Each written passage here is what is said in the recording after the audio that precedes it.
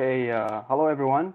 This is our senior design project presentation titled Okay, Preliminary Design and Functional okay, Mockup of a okay. NASA Can you just Lunar pause? Rover.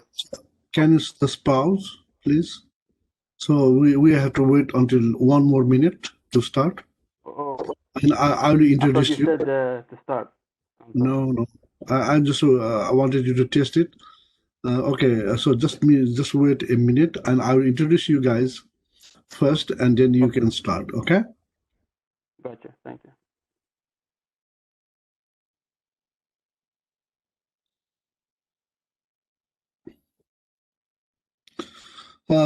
Hi everybody. I'm Dr. Bader System, and I want to welcome everybody on this Senior Design Engineering Project Conference on the behalf of Department of Mechanical and Aerospace Engineering, WMU. The next presenter are Mohammed Alami and Travers Hugen Boom and Oliver Joy and Alex Yarrington. So the faculty advisor for this project is Dr. William Liu. And the title of this project is Preliminary Design and Functional Mock-up of a NASA Lunar Rover. So now, presenter, you can start your presentation. All right. Hello everyone. This is our senior design project presentation titled Preliminary Design and Functional Mockup of a NASA Lunar Rover. Our presentation is pre-recorded, therefore we'll be taking your questions towards the end of our presentation. We're Group 7. My name is Mohammed Al-Arimi, and I'm majoring in mechanical engineering. I'm Travis Hogenboom, and I'm a mechanical engineering major as well. My name is Oliver Joy. I'm an aerospace engineer. And my name is Alex Yarrington, and I'm majoring in aerospace engineering. We'd like to give a special thank you to Dr. Liu for his guidance throughout the semester and to JETCO Incorporated for their funding.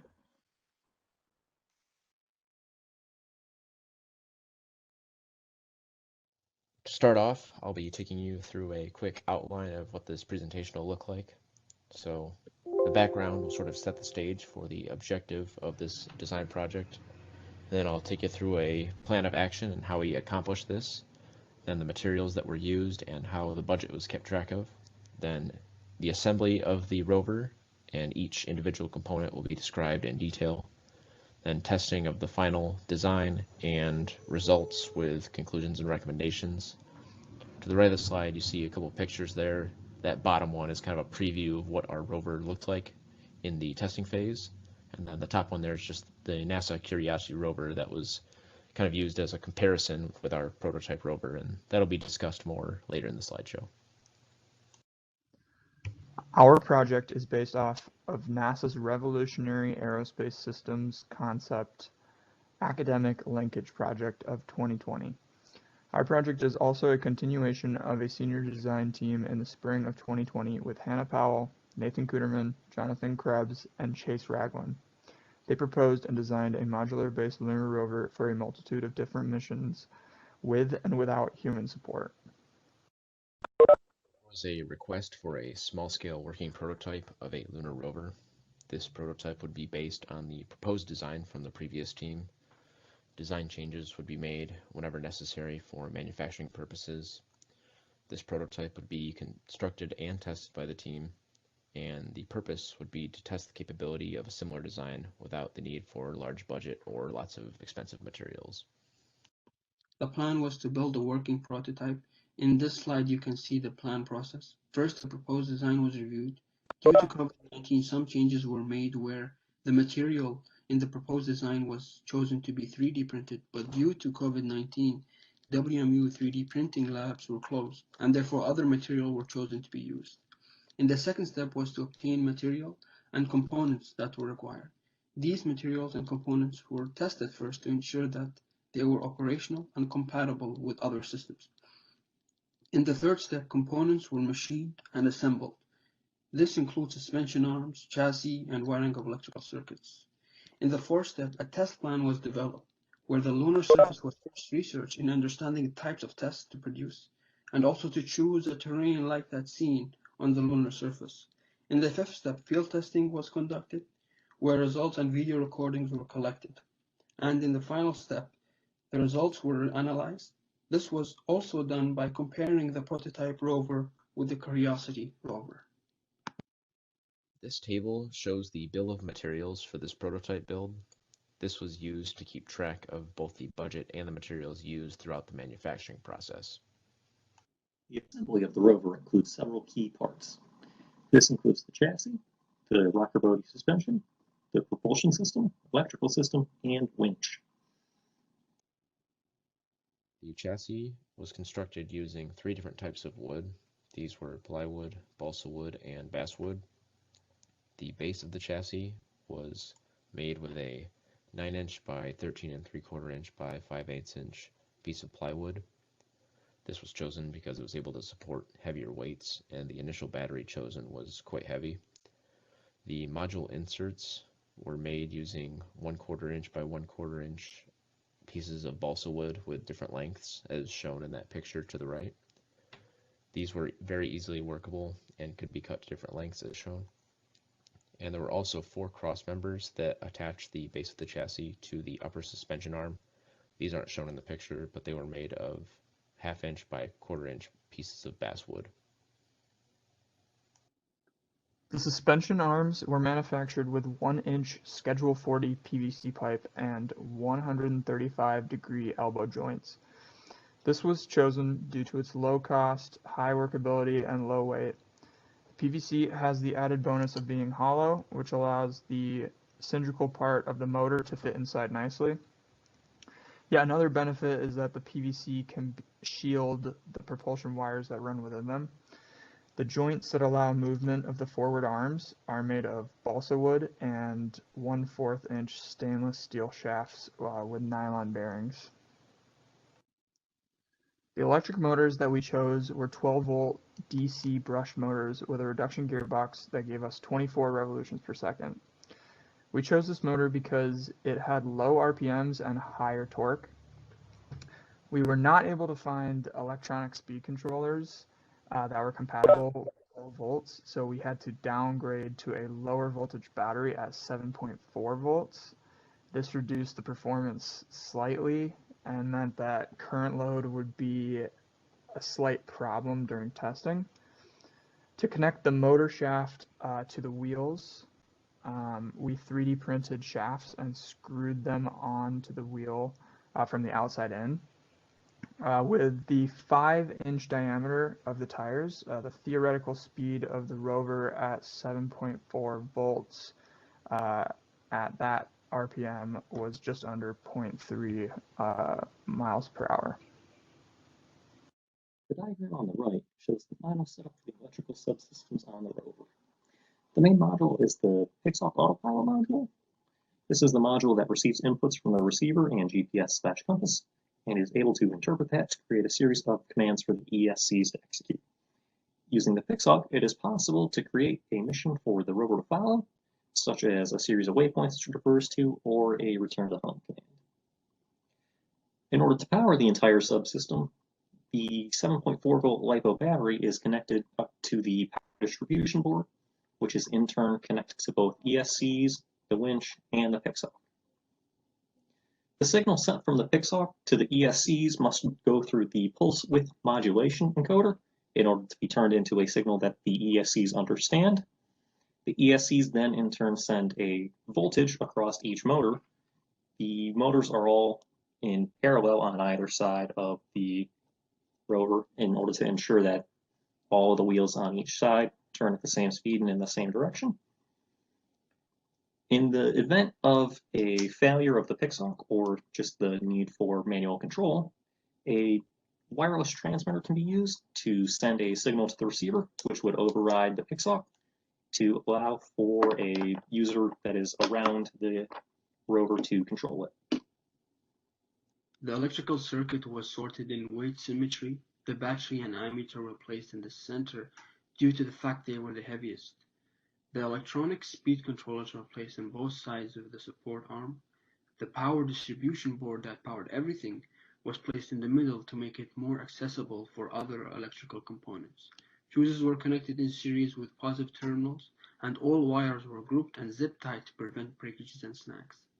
Some electronic components were not fixed in place on the chassis. This was done so that if module space was needed, the electronic component could easily be moved to another location in the chassis. The winch was added to the design because of concerns with certain large lunar obstacles like craters. We wanted a system that could be used by humans to pull the rover through this difficult terrain. For simplicity, the winch motor was the same as the drive motors. A 3D printed spool was added to the motor shaft to hold the winch rope, and a screw anchor was attached at the other end to be screwed into lunar sand or ground. In total, the winch can pull with a force of 6.61 pounds. That force is then transferred directly into the chassis by the metal brackets on the underside of the front of the rover, where you can see in the picture. Once the rover was assembled, it was time to test the rover's performance. The videos shown in the following slides show the rover completing each of the tests listed below. The first of these were the flat surface tests. These tested the straight line speed and rotation and turning capability. Slope surface tests tested both the incline and decline with varying slopes. Obstacle traversals were done to simulate ridges and mounds and kind of simulate the lunar surface. A payload test was done to see how the rover would travel under load, and a winch test was done for slopes that were steeper than what the rover could handle on its own. We felt that these were good tests of capability in a simulated lunar environment. The test site is shown to the right there, and it had an abundance of sand and gravel and what you would typically see on the lunar surface. This video shows the rover traveling in a straight line up fast. This event was timed in order to determine the maximum speed of the rover.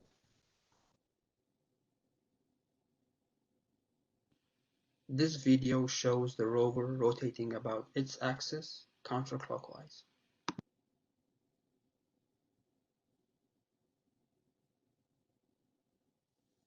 This clip shows the rover executing a right turn on loose sand.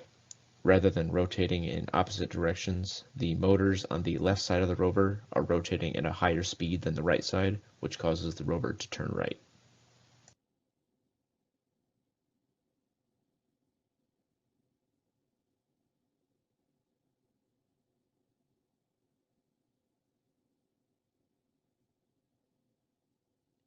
This video shows the rover during one of the incline tests. This was about a 20-degree slope.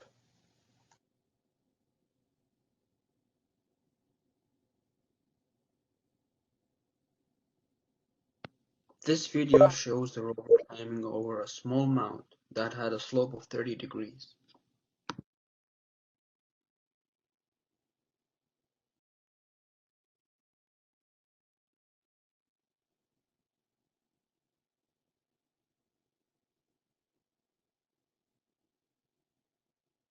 Here the rover can be seen going over a ridge that was 7 inches in height. The rover did this with ease, even though the front suspension arms came very close to contacting it.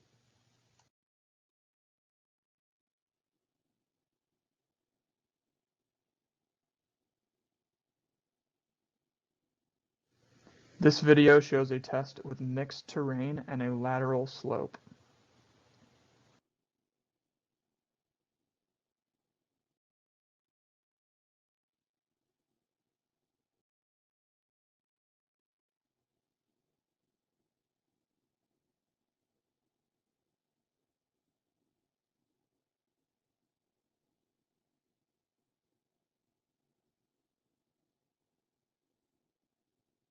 Is a payload test for the rover. The toolbox on the back weighs 6 pounds, which would demonstrate that the rover is capable of moving under more than her own weight.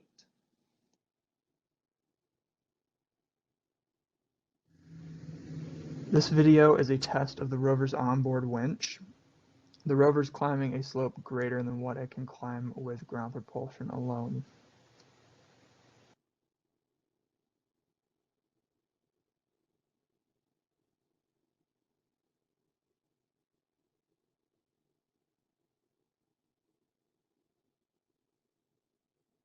The goal for autopilot testing was for the rover to be able to navigate towards various waypoints without external control. To do this, we had placed several waypoints, the first of which was dead ahead of the rover about 10 feet away, a second waypoint about 10 feet to the left of that, and then a third waypoint at the start location for the rover. The rover was given the command to go, and it would follow the path, turn to the second waypoint, and then continue from there. The picture on the bottom shows the program that we used to program this and execute the command. The purple figure is the rover, and then the red line is the current heading that the rover is facing. This video shows a portion of the autopilot testing. The rover is operating under its own power and control here, and then a view of the system that we used to program it is also provided.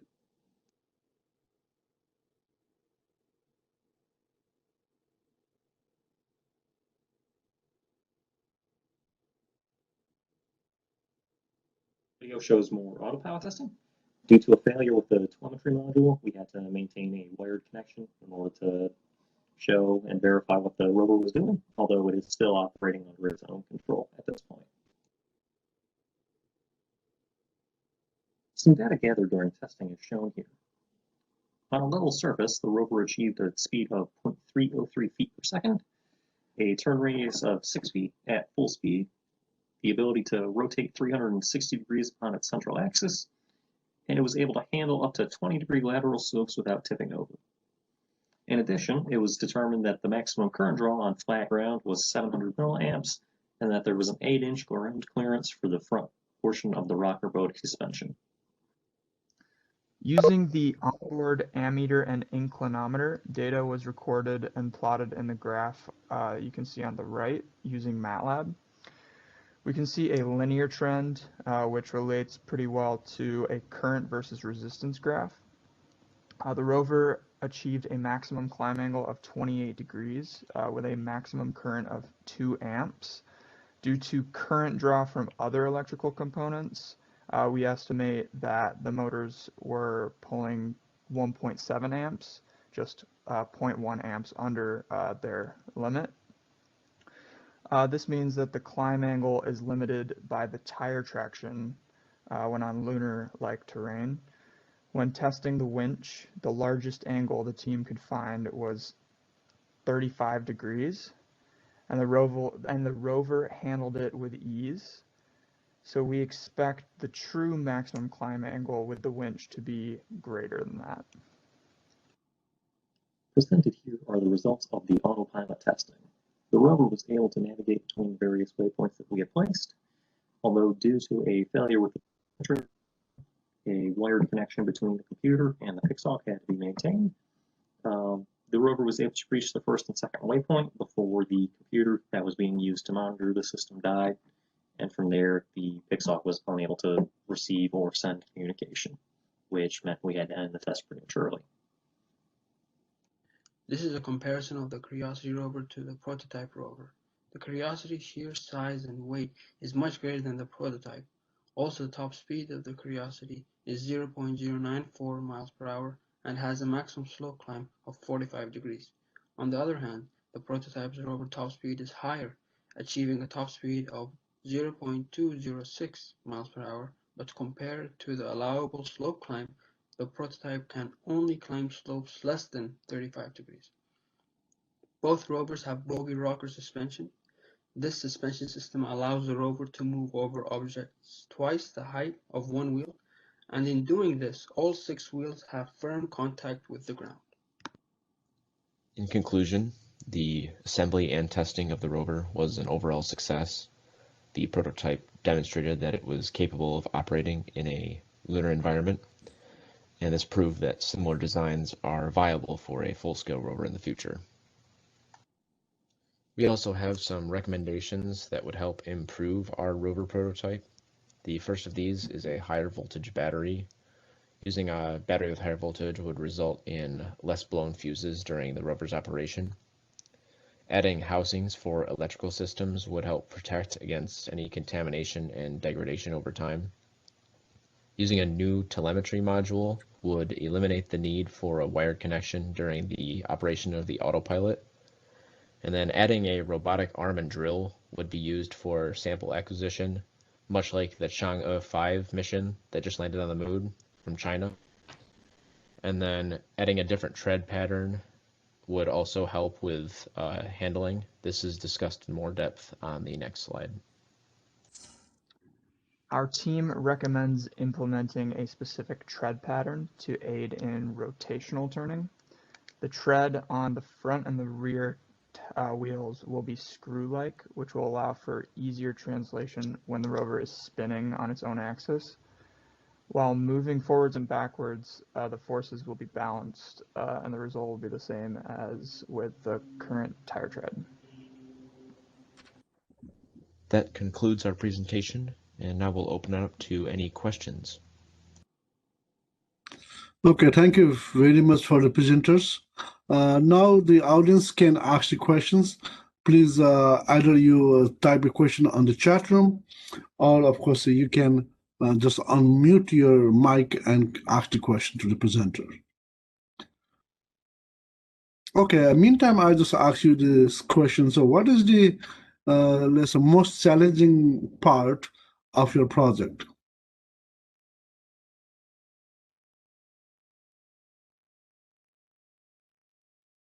I would say probably the most challenging was the restrictions due to COVID-19.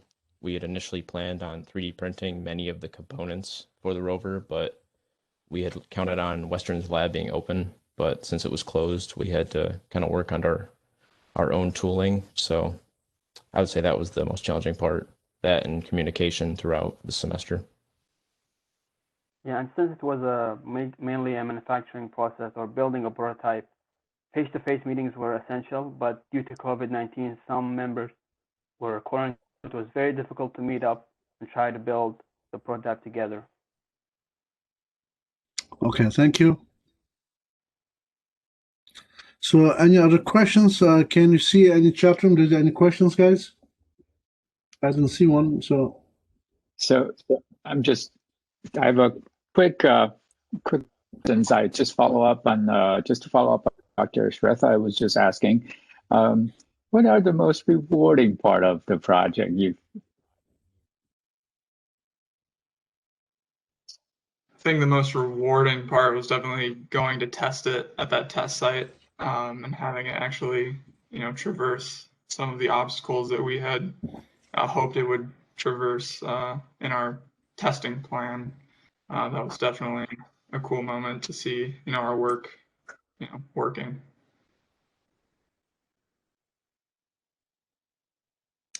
Okay, so thank you, Dr. Liu, for the questions. So I don't see any questions coming up. So I want to thank everybody once again for the participating on this, of course, session. So the next session will be at 1 p.m. So we have a lunch break. So we'll start the presentation again at 1 p.m. Please come back. So thank you, presenters, once again for the good work. Okay.